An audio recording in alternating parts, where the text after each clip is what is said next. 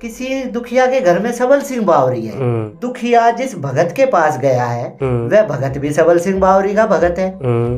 तो उस भगत का उस दुखिया को ये कहना है कि जो आपके घर का सबल सिंह बावरी है, जो आपके घर में दुख वह पूज रहा है, आप उसे छोड़ दो। मेरे पास जो सबल सिंह बावरी है वो मैं आपको दूंगा, आप उसे मानो और उसे पूजो। तो क्या सबल सिंह बावरी एक है या सबल सिंह बावरी अनेक है? हम कई सालों से देवी देवता की पूजा कर रहे हैं, लेकिन उसके बाद भी हमारे ऊपर सवारी नहीं आती, या हमारे ऊपर पहले सवारी आई जब हम भगत बने ही बने थे नए, लेकिन उसके बाद अब आनी बंद हो चुकी है। तो उस देवी देवता को हमारे शीश के ऊपर दोबारा कैसे लाया जाए? राम राम जी सारा, स्वागत है आपका भगतावल की दुनिया चैनल पर। तो आज भगत जी के साथ जुड़ चुके हैं नई वीडियो में नए मुद्दों के साथ। तो भगत जी राम राम। राम राम जी, कैसे हो भगत जी? हाँ ठीक हो, आप बताओ? ठीक ठाक। तो भगत जी आज नई वीडियो में नए मुद्दे और नए सवाल लेके आपके सामने आया हूँ। सबसे पहले तो मैं सवालों को शुरू करूंगा हमारी पिछली वीडियो के कमेंटों के साथ, क्योंकि पिछली वीडियो में आए कुछ कमेंटों को मैंने चुना है और उनमें आई कुछ बातों को मैं आपसे पूछना चाहूँगा, उनके जवाब मांगना चाहूँगा। तो भगत जी सबसे पहले तो आप ये बताएं कि क्या जो 5 बावरी थे क्या वो चौहान वंश से थे? और इसके साथ जब उनकी लड़ाई नौरंग शाह से हो रही थी तो वह एक बावड़ी में रुके थे जिस कारण उनका नाम बावरी हुआ। क्या यह बात सच है? पारस, जहाँ तक मुझे पता है और मेरी नॉलेज में जो है, मैंने तो कहीं मतलब ऐसा सुना नहीं कि भाई नौरंग शाह से जब उनकी लड़ाई हुई तो वो एक बावड़ी में रुके जिसके कारण उनका नाम और उनकी जात बावरी हुई। जैसे कि मैंने पिछली वीडियो में कहा था कि भाई ये बावरी एक जात है, एक बिरादरी, एक कास्ट है, तो जो कि आज भी है बहुत से गांवों में। बहुत से गांव ऐसे हैं जिनमें मैं गया हूं और मैं खुद बावरियों से भी मिला हूं। अच्छा। हाँ, तो मैंने कभी किसी के मुंह से ये नहीं सुना कि भाई वो किसी बावड़ी में रुके थे और इस कारण उनका नाम बावरी पड़ा। अभी बहुत से लोगों को मतलब ये नहीं पता होगा, घने लोग हैं ना, तो कि भाई नौरंग शाह के साथ लड़ाई हुई क्यों थी, किस कारण पे लड़ाई हुई थी और क्यों हुई थी और कब हुई थी। तो पारसी मेरे को जितना पता है तो ये तो बावरी जन्म से ही है और शुरू से ही है। तो ऐसा तो कुछ नहीं है कि भाई ये बावड़ी में रुके थे उसके कारण इनका नाम या जात बावरी हो गई। बावरी ये शुरू से है, पीछे से ही बावरी एक जात है, बिरादरी है और बहुत गामा में है। तो किसी को भी इस चीज का शक हो कि भाई बावरी नहीं है तो बहुत से गांव हैं ऐसे, जैसे कि आप कलानौर भी जा सकते हो, आप कानौर में भी देख सकते हो, उधर भी बावरी रहते हैं। तो ऐसा कुछ नहीं है कि भाई ये कहीं पर रुकने के कारण इनका नाम बावरी या कास्ट का नाम बावरी हुआ। तो भगत जी बावरियों से जुड़ा एक और सवाल मैं आपसे पूछना चाहूंगा, जब बावरियों का जिक्र हो ही रहा है। जो हमारे 5 बावरी है इनमें सबसे बड़ा वीर कौन है? पारस, ये सवाल तो खैर कहीं समझ में नहीं आता, क्योंकि वीर तो 5 ही बड़े हैं ये, और 5 ही वीर हैं और 5 ही एक समान और बड़े हैं। रही दूसरी बात, अगर हाँ आप उम्र को लेके अगर बोलते हो कि भाई इन 5 में से उम्र का उदाहरण अगर आप लेते हो कि भाई उम्र में कौन बड़ा है, तो उम्र में तो है बावरी केसरमल बड़ा। तो भगत जी जैसे मैंने आसपास के कई लोगों से सुना है, या ज्यादातर लोग ये मानते हैं कि बावरी सबल सिंह बड़े हैं। पारस, इस बात के लिए भी मैं आपको जवाब दूंगा और अच्छे से सबको समझाऊंगा कि भाई इनके पीछे की कहानी क्या है, सबल सिंह बावरी कैसे बड़े हुए, और जैसे मुरथल में हरि सिंह बावरी बड़े बताए गए हैं वो कैसे बड़े हुए, और केसरमल बावरी बड़े हैं तो क्यों बड़े हैं। तो दर्शकों, जो ये 5 बावरियों के बड़े और छोटे होने का स्पष्टीकरण मैं भगत जी से एक वीडियो में आपके सामने मैं उसे पूरा स्पष्टीकरण पेश करने की कोशिश करूंगा, पर फिलहाल के लिए हम अगली बात की तरफ बढ़ते हैं। तो भगत जी एक सवाल मेरा ये भी है कि जो कई लोगों का मेरे पास ये सवाल आता है कि हम कई सालों से देवी देवता की पूजा कर रहे हैं, लेकिन उसके बाद भी हमारे ऊपर सवारी नहीं आती, या हमारे ऊपर पहले सवारी आई जब हम भगत बने ही बने थे नए, लेकिन उसके बाद अब आनी बंद हो चुकी है। तो उनका ये सवाल है कि उस सवारी को, उस देवी देवता को हमारे शीश के ऊपर दोबारा कैसे लाया जाए। पारस, मैंने पिछली वीडियो में भी ये बोला था कि कमी या तो शिष्य में या गुरु में, दोनों में से किसी एक में। या तो गुरु ने अच्छे से छानबीन नहीं करी, या फिर शिष्य ने अच्छे से ध्यान नहीं दिया। बात दो है।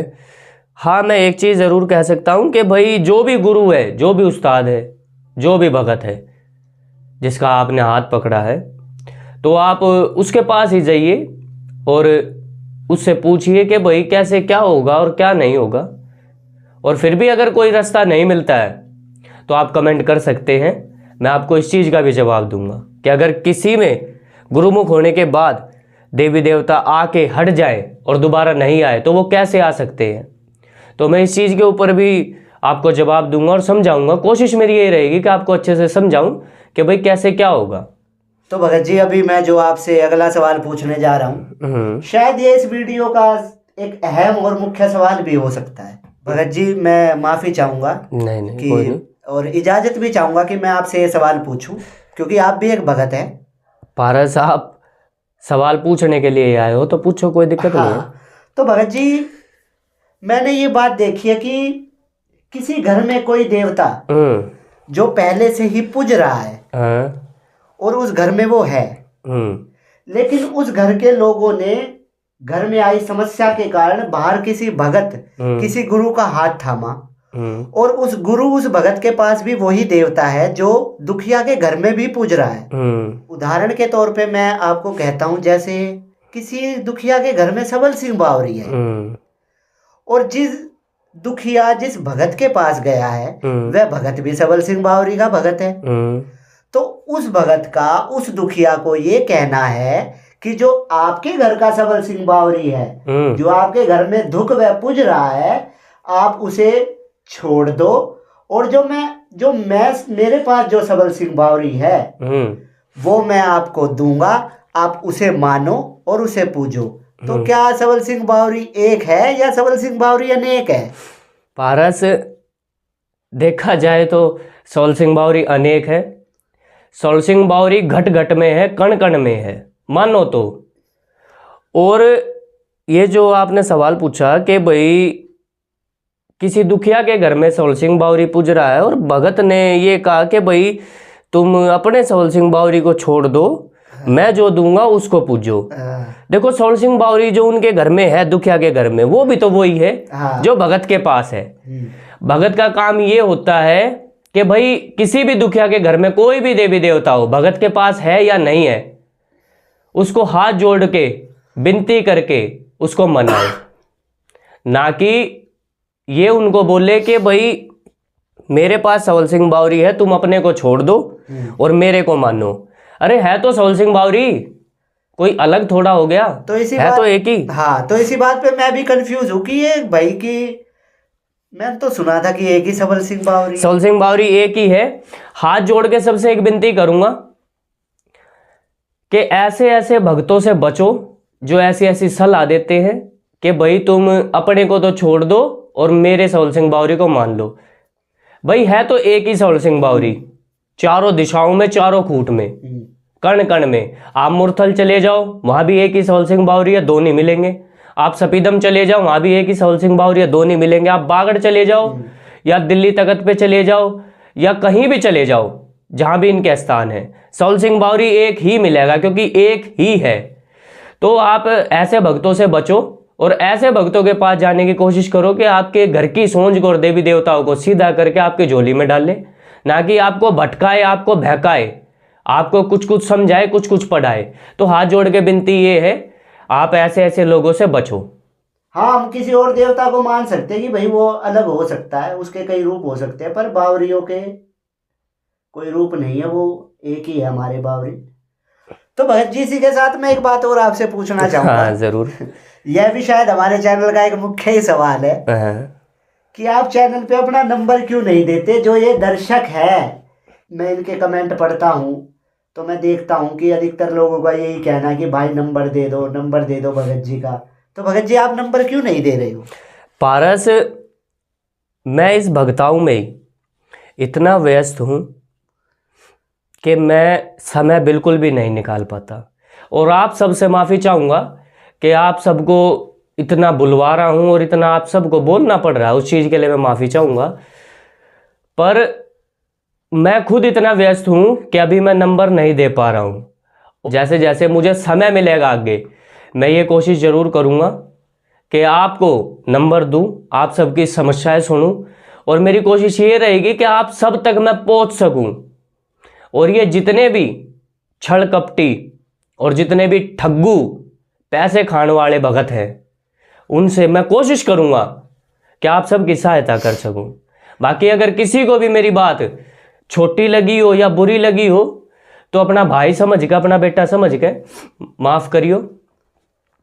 तो दर्शकों अभी भी शायद 3 बजे हुए हैं, मेरी घड़ी में 3 बजे हुए हैं रात के, जब हम ये वीडियो शूट कर रहे हैं। क्योंकि अभी भी भगत जी किसी के घर गए थे किसी का उद्धार करने के लिए, और वहाँ से ये आए हैं।